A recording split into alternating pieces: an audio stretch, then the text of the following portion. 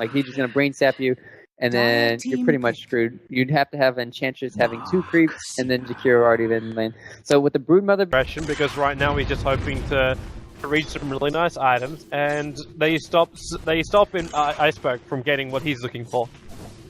KA farm as an invoker. This is actually quite problematic for him.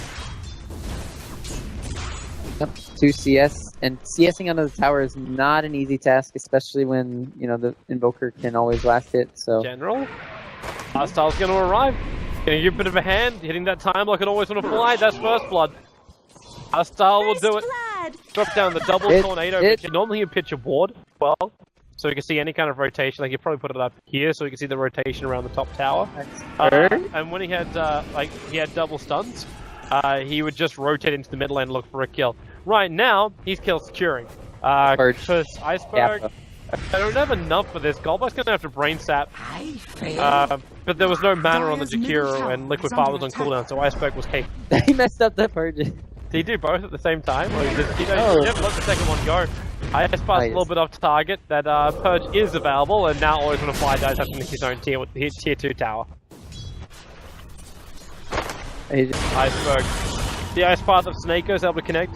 Snakeo's had a lot of trouble getting himself in range for those, and now maybe it's a little bit too deep for Navi. They went well into the tower. Denny gonna dodge the Sunstrike. Sora coming. The Soul Siphon and 6 has left him alive for such a very, very long time.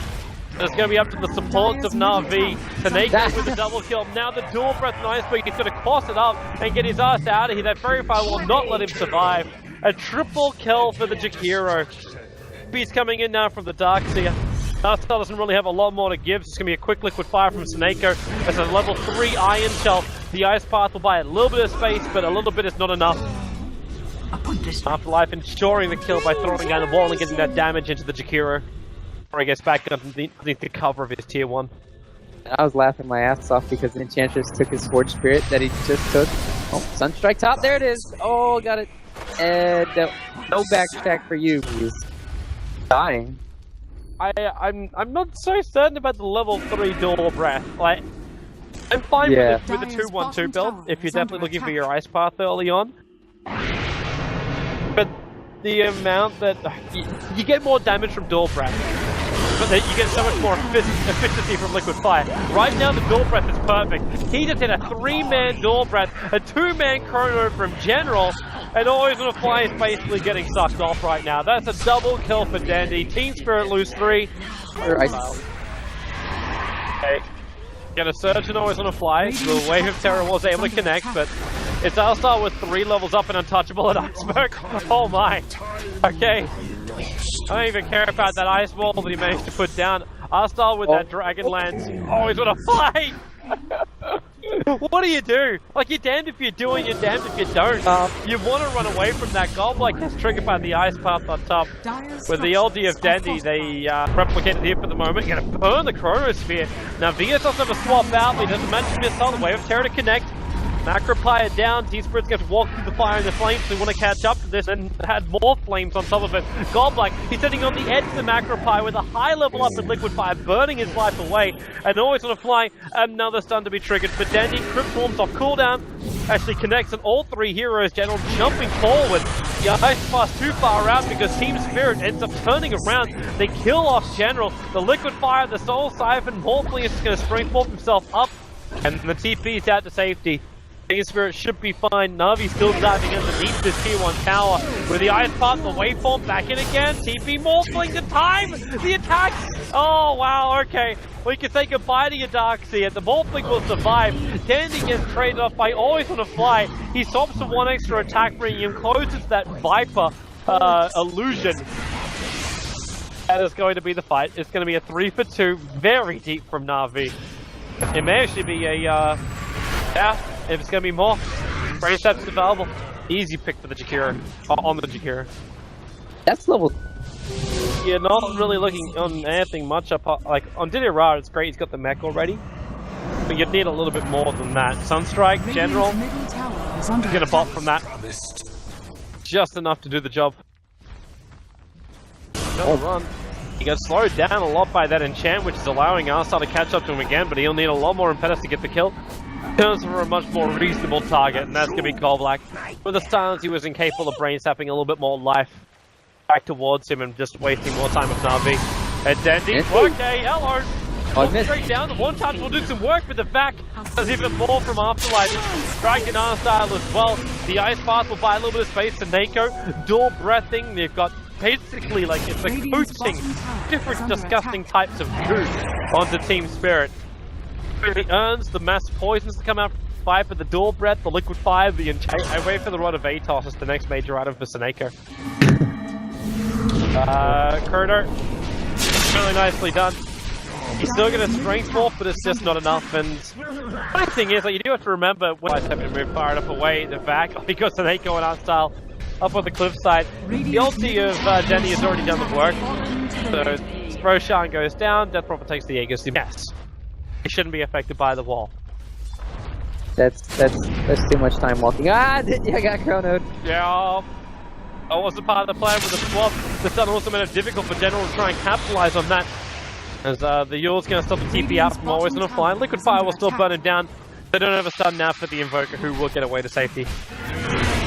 And yes, that was he is able to jump away again, repairing a large portion of damage. Afterlife fought the wrong side of the river, but as Golblack is being chased down, R-Style now is managed to get over to this part as well. Always on a fly, no swaps available for him.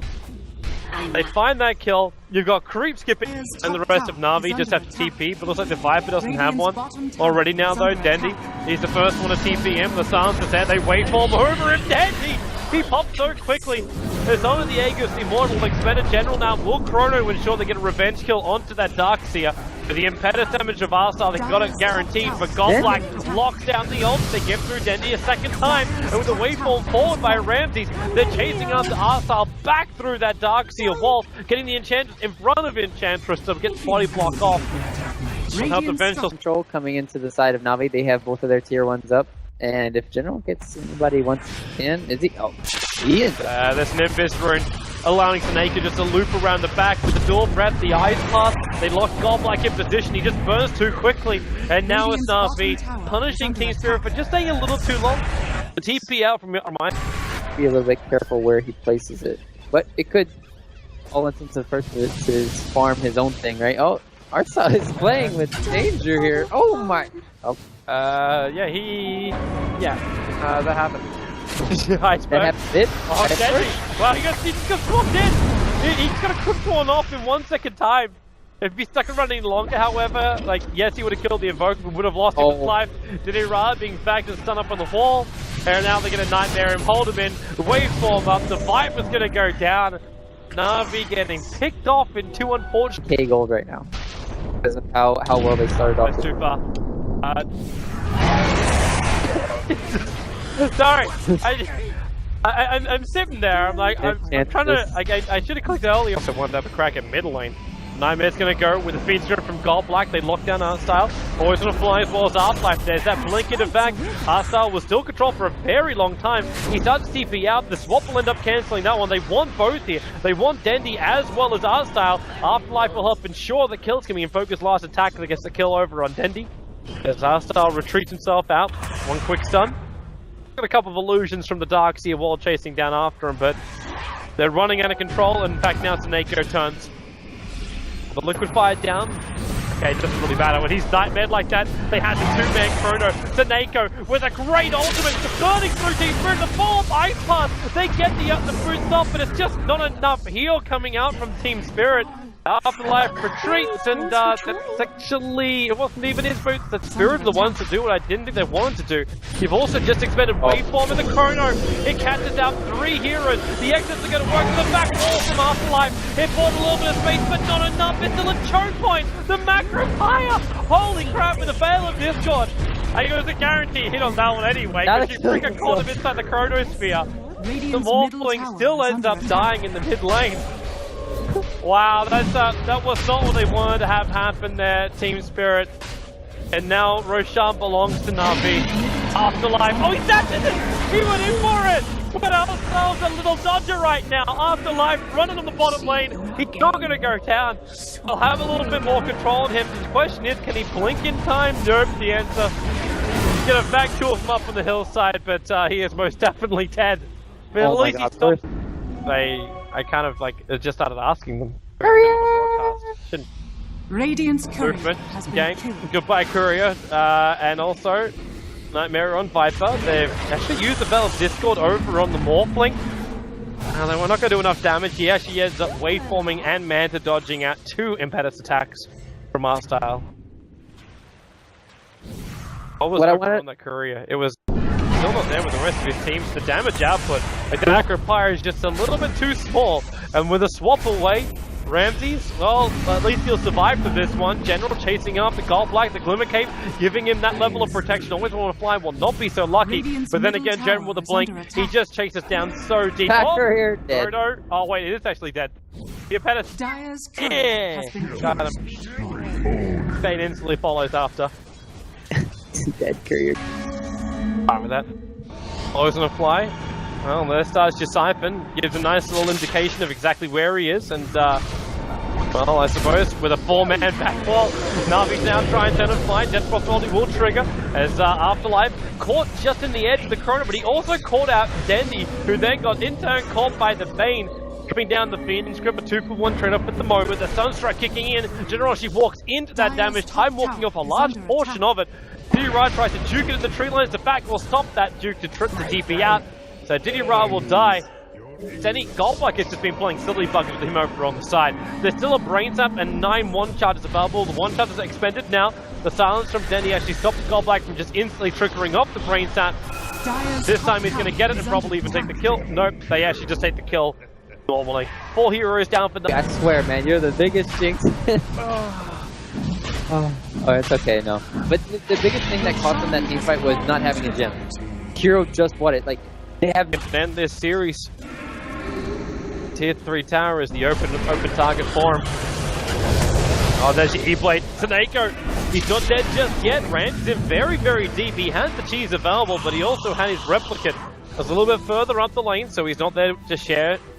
Fight with his team straight away, but Shakiro does buy back, and now Chronosphere. Diddy Ra, he's sitting on the edge, the back, trying to pull him back over, but it doesn't hold him inside the Chronosphere. Always on a fly with the swap. He's dodging out the attacks of Arsal. Is he still alive? And Iceberg will not be so lucky. There goes the Aegis, the Immortal. You've lost the base control. Always on a fly reveals himself once again, and now his Team Spirit caught out of position. General wants to go for more, slowing down Iceberg. They put down the ice wall, but Iceberg cannot get through it in time. Attacks from Na'Vi just keep following, and Team Spirit's attack to the high ground, that was with both Aegis as well as Cheese. Results in the Aegis being burned in mode, but up they come. There's a smoke break, and Mr. BKB, Yules, as well as Lincoln's does have a lot to survive with. Ramses to the front lines, General, thinking about the corridor. He gets it over on the Invoker. VS actually going to swap back out. General locks on the Phoenix Grip, and there's it back with a 3-man wall. And they do bring down the Morphling. They got him down. Dandy is trying to run himself out here. Goldblack can't reach him in time. And now with the Ice Bar, Strip Swarm, an extra silence, stopping Goldblack. General goes for the second ulti now, locking in Iceberg. He wants to move down for the other kill, but okay, he'll end up going for both and getting both. Team Spirit losing 3. Able to burst down the Morphling during him just being locked down. And then afterwards, he replicated out, and then at the last impetus finished him off. Oh. Like when Invis with the Glimmer Cape.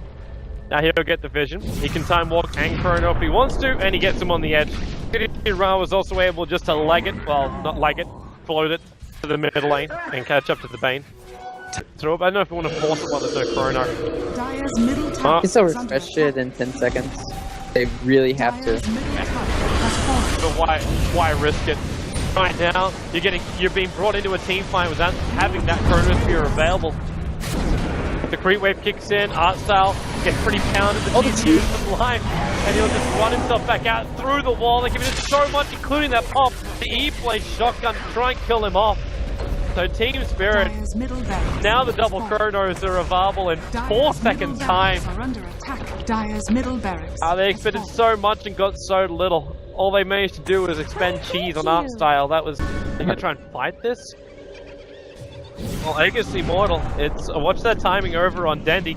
The Chronosphere's gone off. Fiendscript stopping Viper for the silence from Denny. Gonna buy some space. They back into the wall as Ramses goes very aggressively. They bring down the Viper with a shotgun. It does the work. Always on a fight trying to survive against Arsal, but now a secondary Chrono from General. It'll do its stuff. Ramses getting pounded down by the Impetus. He just can't morph anymore. The morphling is down for the count. The Viper will buy back. And this will be Na'Vi trying to put it like Denny only now just uses his ultimate. He's still got the Aegis Immortal, but for not much longer. He had it for a minute when that fight began. Dire's bottom tower. Expected the timing on it. I don't take my eyes off the lane, however. Afterlife walks into the ice path, silenced and just destroyed. Enchantress is able to reach him. Now Ramsey's lost his Lincoln Spear. He's still holding on to that cheese from 2 Roshans ago. And, well, Nightmare will buy him the space to cheese himself back up, but he's still under the ulti of Dendi. He's so much damage that E-Blade being used on himself to buy himself the space, but now with the Ice Path from Snako, the control is perfect, but Ramsey's just so tanky, waveforming himself up to safety. The bottom rank is still down, and Na'Vi are looking to get a GG call out here from Team Spirit. Without the Darkseer, it looks impossible, but they'll attempt the impossible. General Chrono is available, ready to go. They throw down the size of ice on him. General burning very, very quickly. Doesn't get the Chrono off, but it's too late. The fortress is down. Na'Vi will take the victory, and they'll end up going 2-0 over Team Spirit and claiming 9 points in the group stage. Yep. At the end of the day, Darkseer didn't have a vacuum into a Tide Ravage or anything. Didn't have a really good combo. Afterlife put in so much work this game. I was very impressed by him. Once again, Team Spirit are finding ways back into games that look heavily favored for Na'Vi, and it's a little bit worrisome for me.